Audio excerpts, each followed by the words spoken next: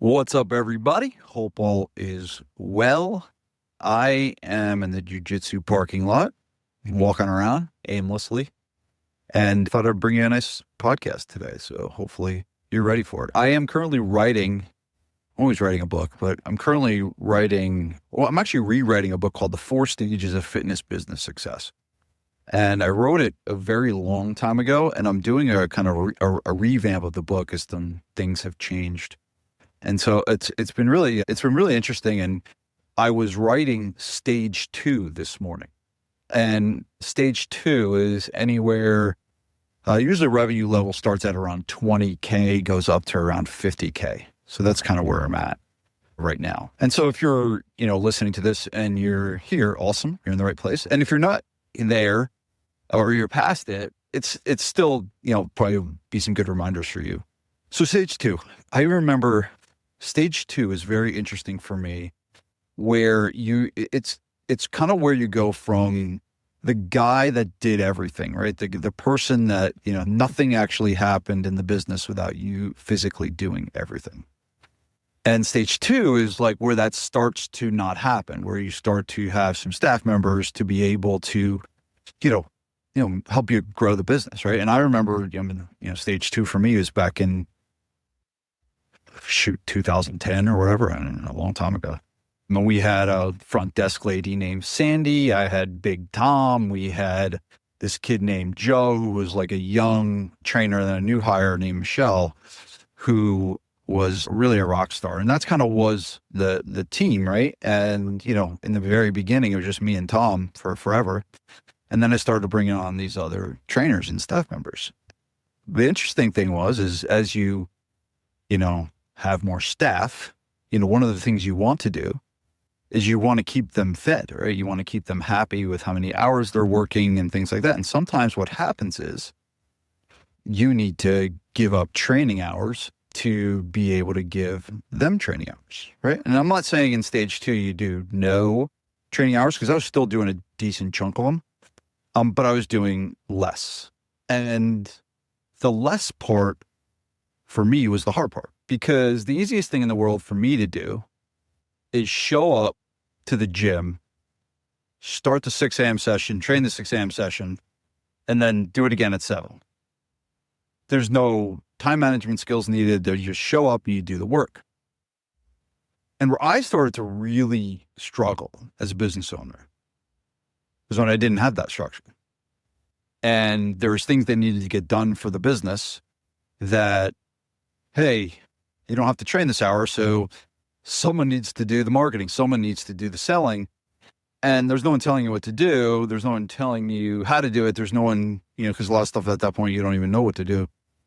And I found myself like sitting in my desk many times with my head buried in my hands, just like, I don't know what the fuck to do right now. And I found it to be such a hard, challenging thing. One of the most frustrating parts of my business life was feeling almost, here's what happens. You go from this point of feeling like you're this rock star that does everything and you're very, very useful, to going from almost useless, because it's like you're sitting in your office, just like, I'm not doing shit right now. And you're at that point where you're not really good at sales and marketing, and you're not a great leader. You're not a great manager. You don't have the skill sets you actually need at stage 2.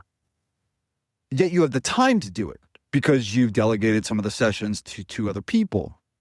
And it's a really frustrating, conundrum. And so if that's you, if that's kind of like where you're at, I wish someone told me this. That, when you hire somebody, hopefully you give them what's called a job description, right? Where, it has, what the purpose of the job is, what the things, the tasks you need, the responsibilities of the job. And, hopefully you're doing this and there's an outline of what the job is. That's like one of the most important things our team members need is clarity. But for a long time, I never had one of those for me. It was just like, all right, and go do some of this. And I didn't have actually a clear written description of what my job is. And once I wrote that down, a lot changed. And so my first piece of advice to you is Well, yeah, great. You're giving trainers a job. What about you? So what is your job? What are the things that you need to do and and what you're responsible for? And the great Dan Kennedy has this question, and he asks this: what are the highest and best uses of your time, and what needs to happen in your schedule, in your life, to be able to make as much room as possible to do those things? I totally paraphrase that. But basically, it's like identifying the highest and best uses to your company and then writing that shit down, right? Writing that stuff down and being clear on what it is. So you can then show up to a day and be like, all right, I know that there are certain things that I need to do as the owner of this business to make it grow. And these are it. And it's doing sales consultations. It's, following up with leads. It is, writing emails. It's like leading the team, and just like the clarity around your job is really, really helpful. So I found this, even today, like I have a job description, right? For me in this company, right? So one of my big things is recording this podcast, right? No one else is going to do this. If I don't do this, no one will. And so this is like a big mover. That's why you see me doing this consistently. These podcasts come out, pretty much every week. No one else is doing it, but it's on my list of like, I have to do this. This is something that's really, really important for me to do. So I think it's a really helpful thing to actually have, and I have it like literally a written sheet of all the things that are really, really important for me to do, and me only. And I think that could be like a really good place to start, right? It's a really good place for you to start and maybe it's 1 page, maybe it's 2 pages, but what, is your role in the company? Now, if you're looking at what's called an org chart, there is probably, a box for marketing, a box for sales, a box for operations, a box for finance. Sorry, I'm walking on a road, and usually it's not busy, but apparently like everyone's driving by today. So apologize for the noise. So the first thing you got to identify is like, what are your roles for the company? Like, what are you in charge of? What are you responsible for? And then below those things is the most important things, in each of those boxes. So really just getting together a 1 to 2 page description of your job for the company, linked with what are the things you need to do? What are the tasks? What are the things that need to get done to be able to do it? And it's kind of like this whole 80-20 rule, right? 20% of the things that you do are going to provide 80% of the results. So it's like, spend your time doing those things. And I think what happens is when we don't know what to do, we don't have clarity on this, we spend time doing a lot of different stuff. And a lot of it is not needle moving stuff. A lot of it is not impactful. I know back in the day that I spent a crap ton of time on stuff I shouldn't be spending time with, right? And I'll give an example. So one of the things that I did in my first location this is a funny story. So we had my last gym I was at, there was like this parking lot where the parking lot was, and there was these woods in the back. And one day there was a storm, Hurricane Sandy, and it knocked down all the trees in the woods. Well, not all of them. Don't tell anybody. But I ended up looking, and it was like this utopia for me. This utopia was, oh my God, we could knock the rest of those trees down and have an open woods. And I called my buddy, because I'm in Jersey, so I got a guy, and I called my buddy Tommy, and I was like, hey, Tommy, I got to come get rid of these trees. So he comes get rid of these trees. I was like, hey, Tommy, bring some of those machines over, and you got to smooth this ground out. And he comes over and smooths the ground out. And I said, hey, Tommy, go bring me a bunch of, stones so we can spread the stone and smooth it out.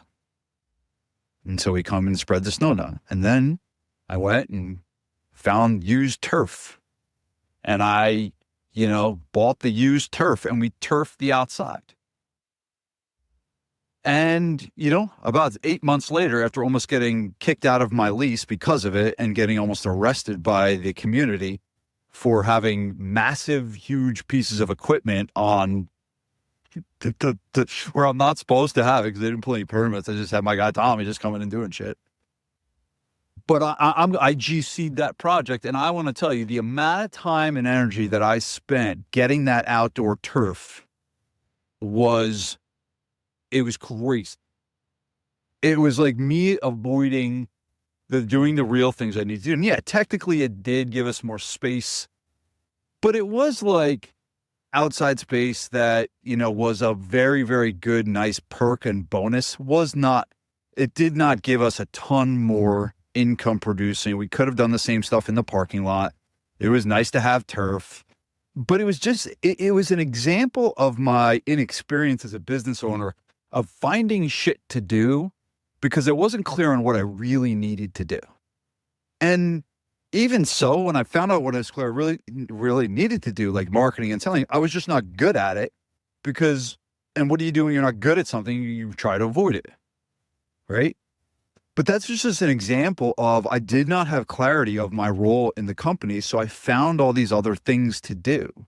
I found these shiny objects to chase. I found these things that weren't going to move the needle for the company. We didn't get one new client because we had turf in the back.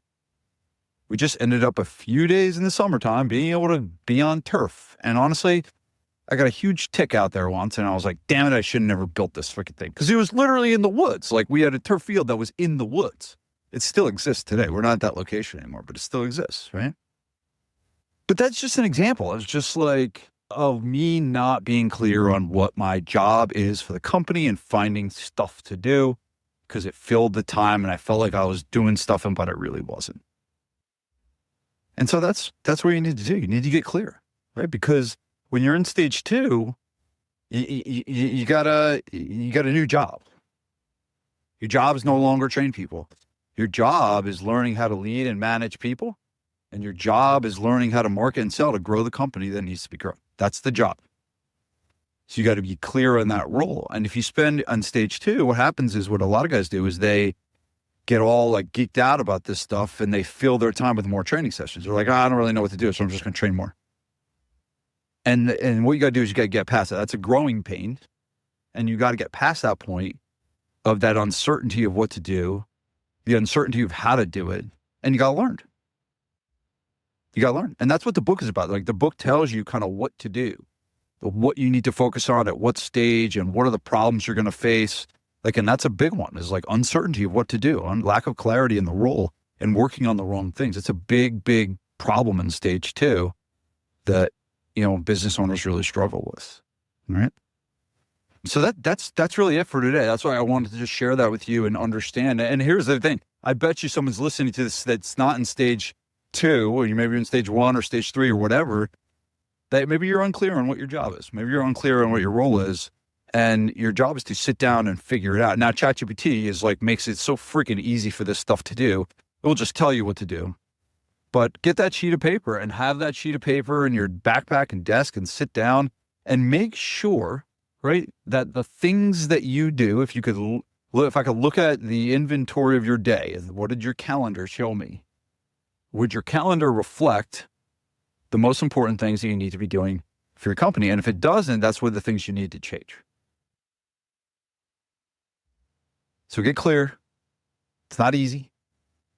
There's definitely stuff that is outside of our wheelhouse as trainers turn business owners. But I mean, getting from stage 2, which is like 20,000 to 50,000, to that stage 3 mark, we ain't going to get to the next level without learning some of those skills and spending time on doing those things. So hopefully this was helpful.